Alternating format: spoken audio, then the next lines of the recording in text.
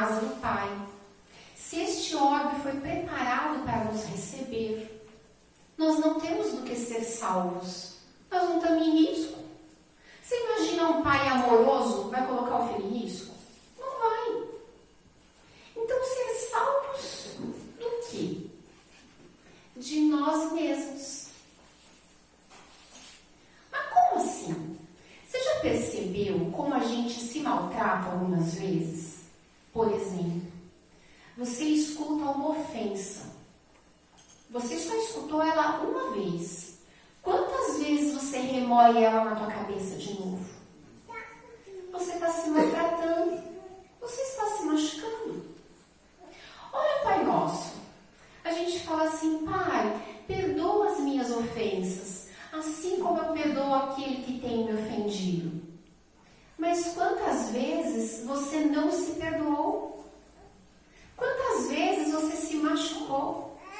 Lembrando de uma frase que você fala: puxa vida, perdi a oportunidade de ficar calada.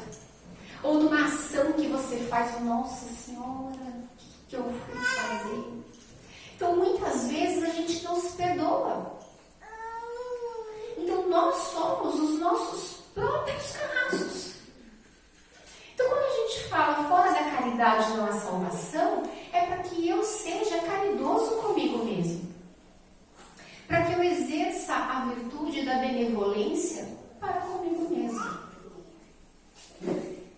Falando de caridade, que é uma virtude, eu fui lá no Livro dos Espíritos, que eu gosto muito, para estudar.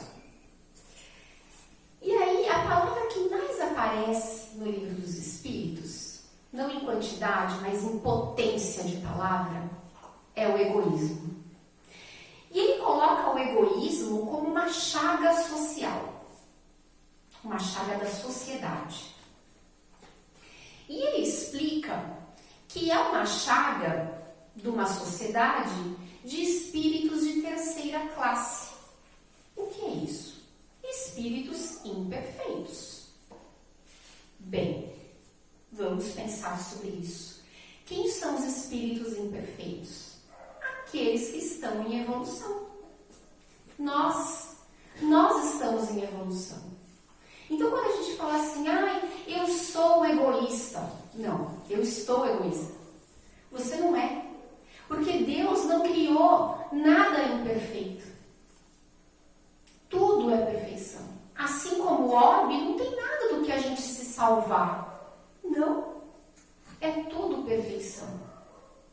Mas, Fabiana, essas maldades que a gente vê na rua, essas situações que deixam a gente de cabelo em pé, você vai dizer para mim que isso não é uma coisa ruim, não é bárbaro? Gente, vamos pensar.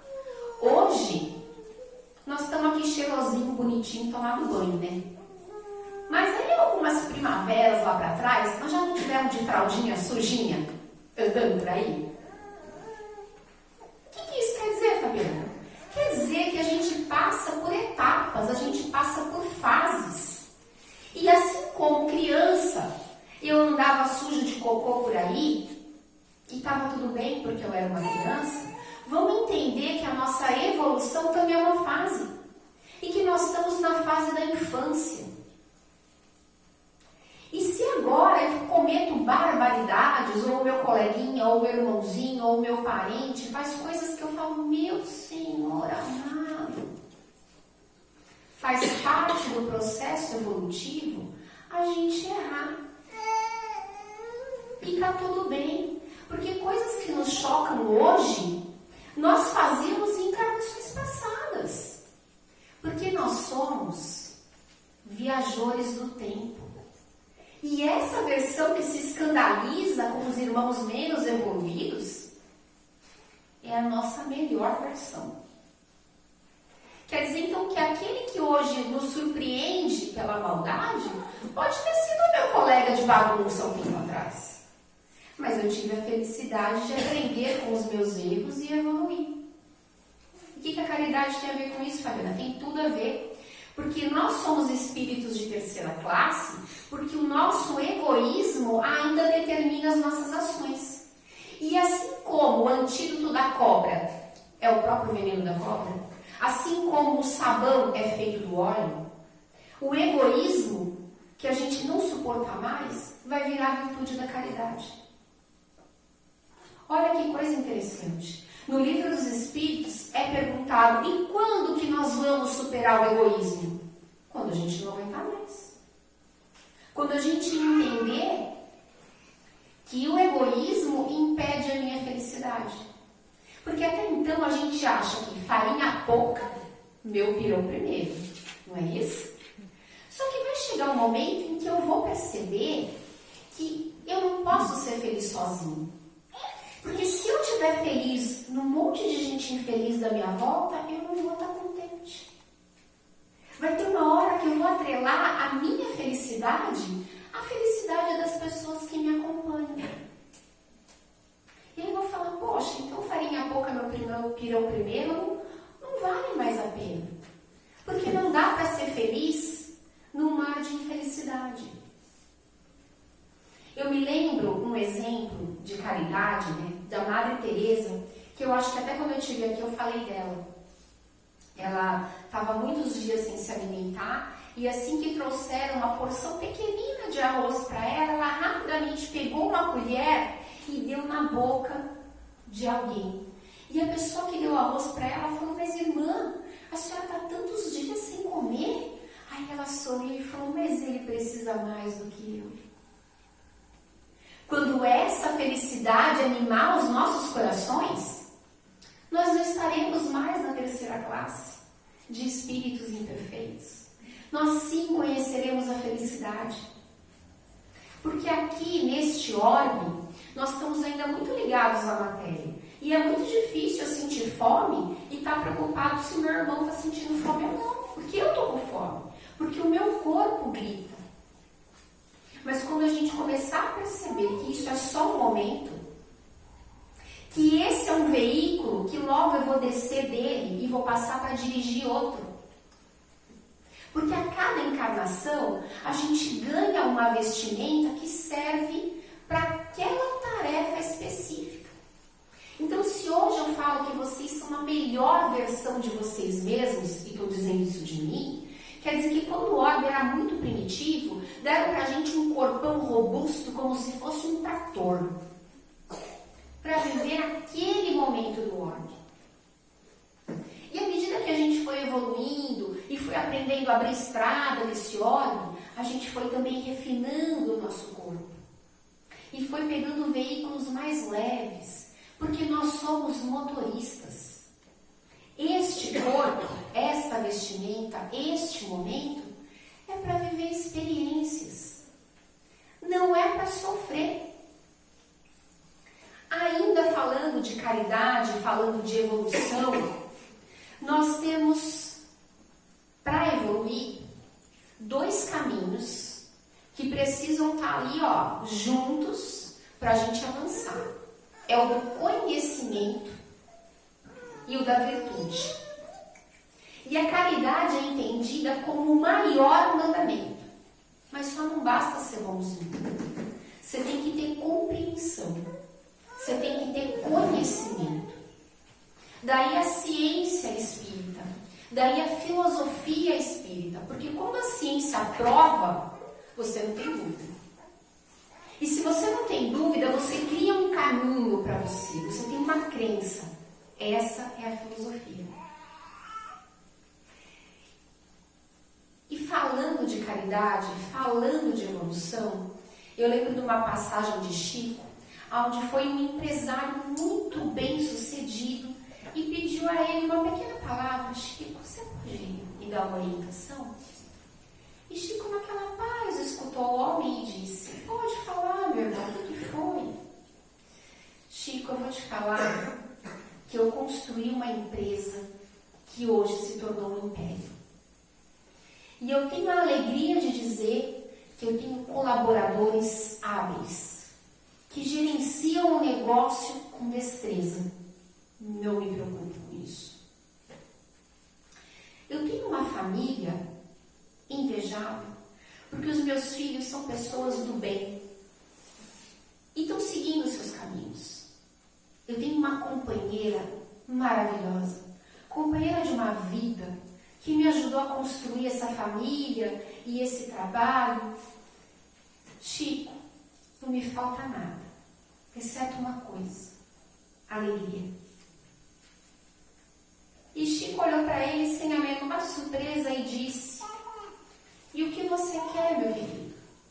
Chico, por que eu não sinto alegria, tendo tudo que qualquer ser humano na Terra mataria para ter? Eu não tenho preocupação com nada, eu tenho saúde, eu tenho família, eu tenho dinheiro, por que me falta a alegria, Chico? E ele disse: falta a alegria do outro. Era aquela alegria que a irmã tinha, de dar a colher de arroz. Então não basta a gente ter todo o amparo da ciência para a gente evoluir. A gente precisa desenvolver em nossos corações a caridade. Mas não é qualquer caridade. Porque às vezes a gente acha que fazer as coisas do nosso jeito basta e é bom. Não é. Certa feita, um sujeito espírita, ele quinzenalmente participava da entrega de alimento e roupa para pessoas de rua. Como ele se fazia esse trabalho há muitos anos e ele entendia que nem só de roupa e alimento precisa o indivíduo, ele conversava com todos aqueles seus assistidos.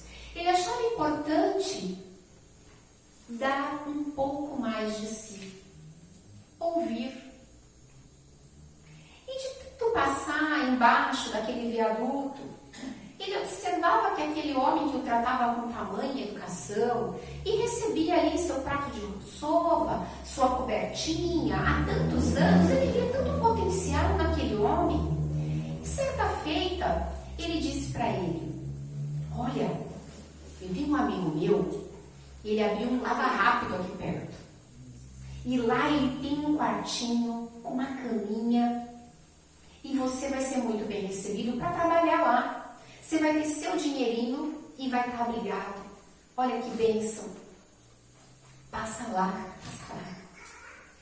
E ele achou que fez a maior caridade do mundo, né? Além de dar sopa da coberta, arrumou um cantinho, ele arrumou um enterro e saiu satisfeito. E o outro se manteve calado. Ele ligou para o amigo do Lava Rápido e disse: e aí, meu assistido passou? Não, que não veio ninguém. Quando chegou a quinzena dele de visitar esse sujeito, ele falou: ué, meu amigo ficou te esperando. Já tem 15 dias que eu te falei, você não vai lá? Eu falei: não. Ué, mas você não tem interesse em sair da rua? Em ter um troquinho a mais? Eu não. E o homem, sem entender, ficou atônito e falou: olha, eu nunca te pedi nada. Esse é o meu jeito de viver. É assim que eu quero ficar. Respeita. Então, às vezes, a gente quer fazer a caridade, quer fazer a doação, mas tem que ser do nosso jeito, na nossa forma. E a caridade é sem olhar quem. Não é no nosso molde, não é na nossa medida. É do jeito que dá, do jeito que pode. Nesse capítulo ele fala do bom samaritano, né? E quem é o bom samaritano? É aquele que auxilia, aquele que ajuda. E aí pergunta: e quem é o próximo? Gente, eu expandiria essa fala, né? O próximo é toda boa ação. Não só o sujeito, o indivíduo humano. Assim: Fabiana, eu não me dou bem com pessoas. Não dou, pessoas são muito difíceis. Gente, então faz caridade para bicho. Fabiana, eu sou alérgica a bicho. Bicho, né? Gente, então, comer um abacate, bota ele para brotar. Vamos plantar abacateira e a gente dá comida pro povo colher na rua. Pelo ele tem tanta praça. Bota a coroa do abacaxi para fazer ramo. Bota o caroço de manga para brotar. Vamos fazer peruíbe, não só florida, mas frutífera? Fabiana,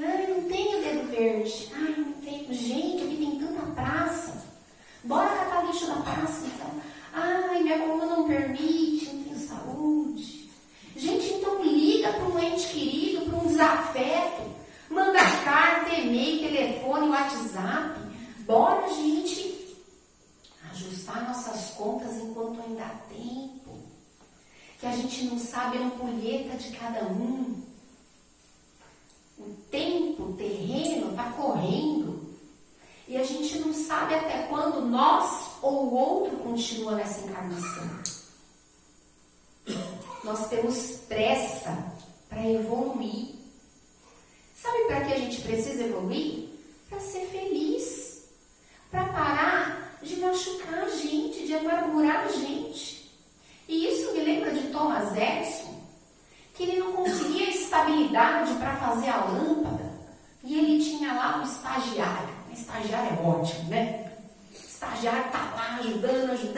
Mas depois da 1000ª vez, o estagiário falou: Thomas, na real, meu amigo, poxa vida, você já fracassou mais de 1000 vezes.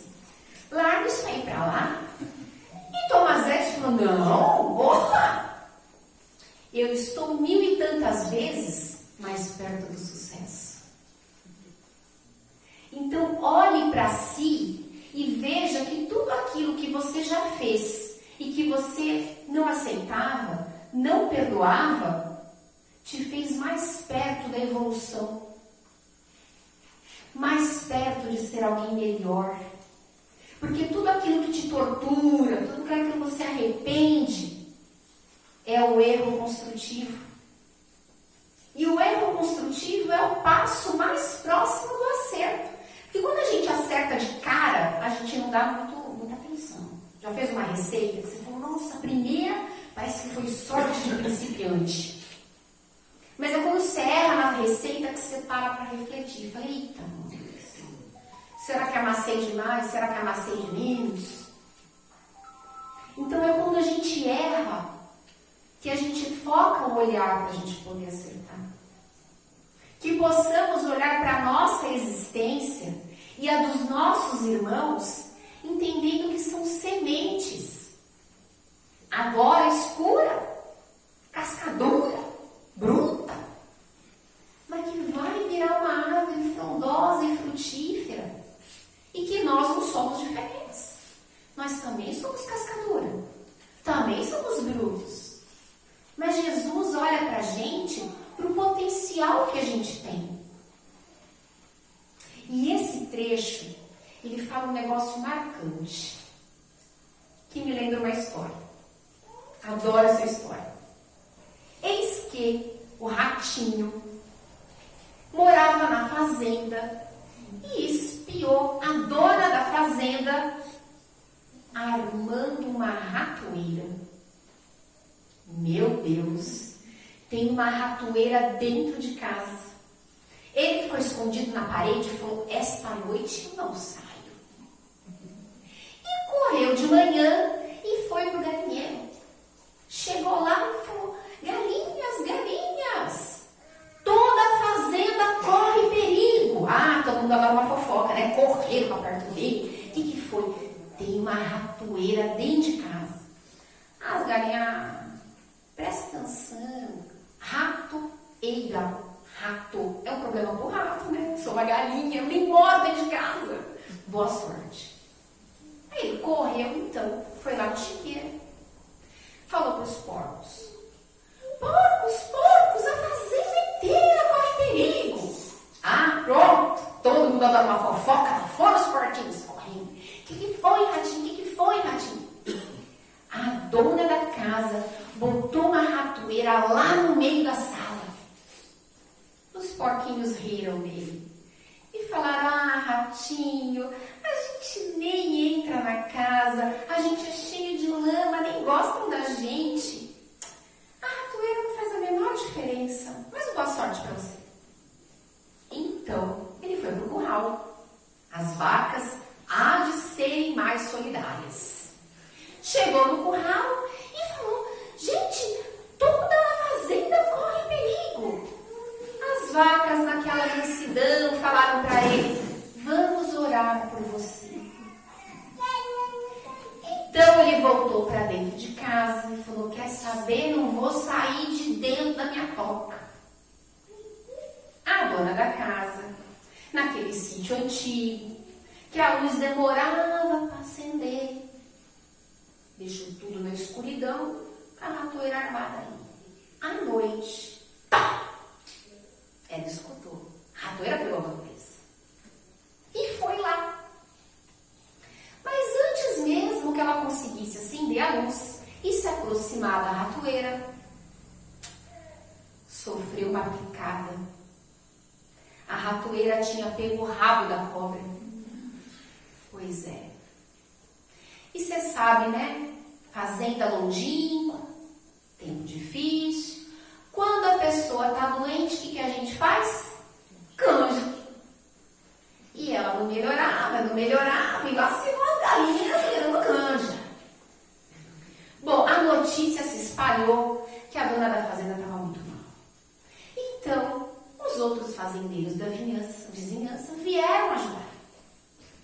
E um trouxe um medicamento, e o outro veio fazer curativo, e o outro fazer reza. E você sabe, né? Para alimentar muita gente, lá se vai os porcos, né? Um de cada vez. Mas, com tantos cuidados, a dona da fazenda se recuperou. Oh, alegria! E você sabe que na alegria, na vida da gente, o que faz? Churrasco, lógico. E lá se foram as vacas. Pessoal, brincadeiras à parte, significa que às vezes a gente acha que o problema do outro não é nosso. Às vezes você fala, mas ratoeira é problema de rato, né? Só que estamos todos conectados. Todo mundo aqui pode fazer o dia do outro melhor. E isso vai reverberar e volta pra gente. Porque se alguém tem um dia difícil, ele trata o outro com dificuldade, e esse outro trata o outro. Assim não é com o mal, mas assim também é com o bem. Um bom dia, um abraço, uma coisa que levanta o outro, esse outro levantado levanta o outro, levanta o outro, levanta o outro.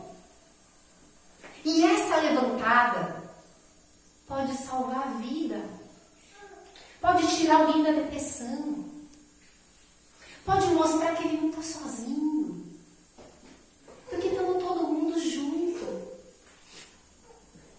E essa é a mensagem dessa noite. Agradeço a todos pela atenção, peço que se mantenham em sintonia com a espiritualidade, para que a gente possa dar continuidade.